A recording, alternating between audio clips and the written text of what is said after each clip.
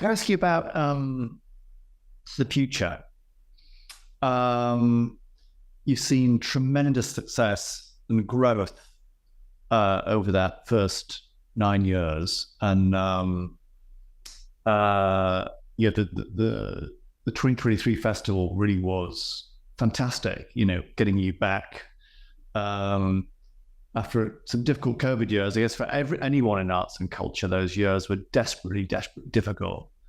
But being fully back into the swing of things in 2023 with an amazing program of events and amazing numbers of people attending them. Tell me what lies in store, without giving away too many secrets, of course, for your 10th birthday next year. Indeed, the year after, the NF City of Culture in 2025 in Bradford, which will also be a really big event. So where are you looking in the future to want further of the festival? So yes, we are going to be 10 next year, which is it's hugely exciting. Also slightly, I think you have that moment where you think, where did the time go and how did this happen? So we have a theme of Now We Are 10 as a homage to Winnie the Pooh, who also has an anniversary next year, because our programming, I think, is best described as eclectic. The festival has been really ambitious, and it's been ambitious from the start, because actually in a city like Bradford, it would be criminal not to be ambitious and to not be, leading the way. I think we talk about the North-South divide, and we talk about the how London is this natural hub for culture, which of course is the capital city. But I think when you create things in places like Bradford, it creates a level of hope that and actually has an impact beyond say something. I'm saying beyond, something that would be in London, but I personally, I think the things that happen in London are actually really, really important, and London has its own diversity. But what my hopes for the festival are that we will become the key literature festival for the UK moving forward. I think it's really important because, as I've said, this is the conversations that you can have in this city are, I think, pertinent. In the from a worldwide perspective, and I think for me that's never been brought home more probably than in the last 2 weeks. Somebody once said to me that Bradford is a place where they said to me, if you can solve Bradford, you can solve the UK. I don't know how completely true that is, but I certainly think that actually the challenges that a city like Bradford has, if you can actually bring people together to create a solution, that solution is actually easily replicated then in a variety of cities, and it creates a level of hope that maybe other places wouldn't. So I would like to spend the next 10 years, I hope, building on the tremendous acclaim that the festival has actually received internationally. We have really great international partnerships. I'd like to see those sort of being more on the ground in Bradford rather than, out there internationally. There are some new program strands that we will be launching in 2024 rather. One of them is something that we've been working on for a little while called In Memory of Andalusia, which the original idea was to look back to the golden age of Andalusia as an era for particularly Muslim and Jewish cultural understanding, but also actually the three Abrahamic faiths that were represented in Andalusia. I think probably again never more pertinent than now. I'd wanted to launch it as part of our 10-year anniversary. So that's something that I think has sort of really moved up my list of priorities. But we will continue to build on the success that we've had, to root that further and grow. And actually, I hope to be able to keep having the conversations that are needed, and keep inspiring the people. Fantastic. I'm going to come back to the future in a second. Before I do that, I want to go go back to a question about you, actually. I think it was a quote from a speech of yours in 2018, where you said that the BLF team, call you an insane geek. I think those are your words, Seema. So one, I want to know what you meant by that. And two, does it help explain the sort of richness and eclecticism that the festival embodies and has embodied under your leadership? That is a quote of mine. I had a conversation with one of my team where they were talking about, and I can't quite remember what we were talking about, and I said, "Oh, that would make a brilliant event," and I think that is so interesting. And she said to me, "Simon, but you would find watching paint dry interesting, but you're such a geek." And I'm actually very proud of the fact that I'm a geek. I am a complete geek. I've always described my head as a butterfly head because I'm hugely interested in practically everything. But I think I don't see how you can build empathy otherwise. I think you have to be able to stand in lots of different spaces. Now, since then, what I did find out was that actually I am neurodiverse and ADD, and actually that fits in perfectly with having a butterfly head that's interested in everything. One of my friends actually said to me once, anybody that knows you really well knows that the festival is a mind map of your head. So yes, I don't think there's anything that we do in the festival that I'm not interested in. Possibly crime. I am not a crime person because I have an overactive imagination, and anything to do with crime and horror, I tend to leave well alone. And it's probably one of the reasons why that's one of the latter strands that we've developed, because that's one that I firmly leave to my team. But anything else, I'm always hugely interested in. And yes, I'm actually quite proud of being a geek. I think we need geeks in the world because, if we're all the same, it'd be very boring. No, you're right. Geek chic these days, Seema. We're nearing the end, but a couple of last question from me, really, wrapped up in a statement, because it's been fascinating listening to you speak, and two of the key themes that have come across for me loud and clear, and both are super important right now.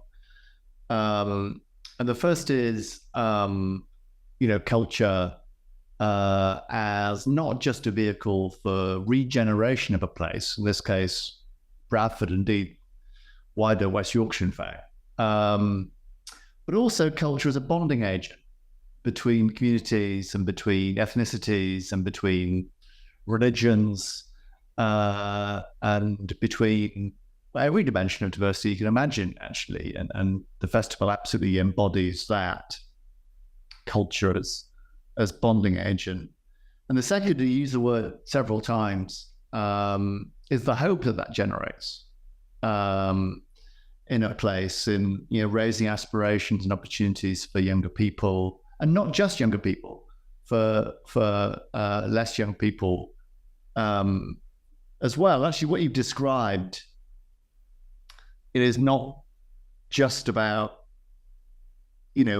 becoming, you're already the most diverse literary festival, I imagine, in the world, and certainly in the UK. Yes. You have aspirations to be the biggest literary festival in the UK and one of the world, Seema. But actually, really what you're about, it strikes me, is just changing what it means to be a literature festival. You are changing the model. And this is a vehicle for social change and social opportunity and social regeneration. So actually, this is changing the model of literary festivals and what culture is all about, which I think is a huge project that puts your project really into perspective, even though you're still not even quite 10 years old. So that wasn't a question; it was kind of a statement, really. So I wonder if you agreed with it. Hope you did, because I'm summarizing your words, really. But also, if that's even roughly right, paint me a picture, not 1 year hence or 2 years hence, or even 10 years hence, maybe 20 or 25 years hence, of how the festival might be, how Bradford might be, and how the north of England might be, actually, when it came to its cultural offering. That's something very close to the heart of the RSA, was, we're doing work to try and develop the creative industries across the north of England. So using that vivid imagination of yours, Seema, and the insane geek in you, paint me a picture, tell me a story of how things could be.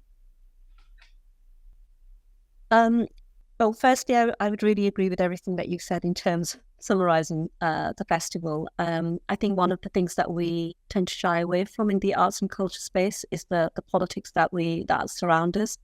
But we are actually completely impacted by all of those politics. I think my hope would be, and certainly when I set the festival up, one of the things that I said was this can't be a flash in the pan, because actually to create change, it has to be long-term and sustained. So my hope would be that if, when we get to our 25-year or 30-year anniversary, I would hope that the North has connectivity, that our country, which is so tiny compared to so many others, would have opened up its economic capacity in the North by creating better linkages, not just across the North, but between the North and the South.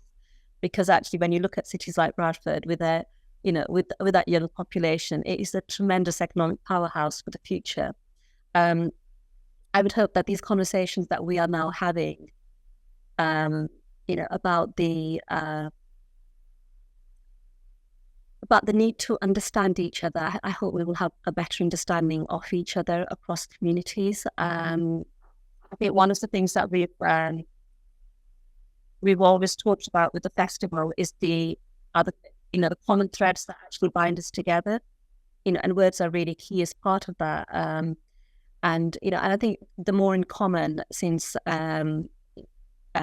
Joe Cox, who was actually my MP, has become a phrase. But the original name for the festival was the Common Word Festival, which came both from a point of view of socioeconomics, but also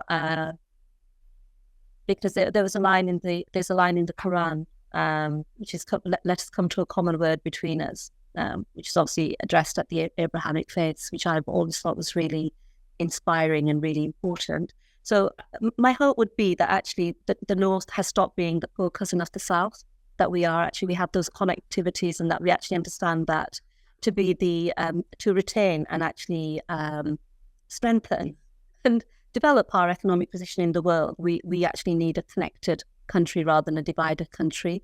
That young people in the North and young people actually from poorer socioeconomic backgrounds deserve the same chances, because that actually unlocks the potential for the country. And actually that arts and culture is something that is really important. It is the glue that binds people together. We all live within, we talk about communities, and one of the things that I found really interesting about being in this space is that when we talk about communities, we are not talking about communities per se. We are talking about very particular groups of people, and the word community is used to describe those groups of people, rather than the fact that actually we're all part of communities, and lots of different ones. I think some of that stigma needs to, certainly in this space, needs to go from the word community, where there is almost this, communities are the people that we reach out to and we tick a box, and it's fine to hold certain things together with sellotape while we actually focus on other things in a different way. And I think there needs to be a sort of a democracy of access and opportunity right across that space. Wonderful. That's a brilliant way to end, Seema. And the expression you just used there, which lets us have a common word between us, such a poignant and telling one. Just at the moment, actually always. So thank you for sharing that. And I've hugely enjoyed us having a common word between us over the course of the last 40 minutes. Thank you hugely for your time. As ever, listening to you, I've been even more inspired by what you're trying to achieve through the festival and in Bradford more generally, which has already had a huge impact. I think has potential to have an even bigger impact in future. So thank you, Seema. Keep up the fantastic work. We're looking to you to make that change and to establish that common word, not just in Bradford, but more broadly. Andy, thank you so much for having me as part of your podcast and as part of the RSA's podcast. It's been an absolute pleasure, and I hope we can continue to keep having that conversation.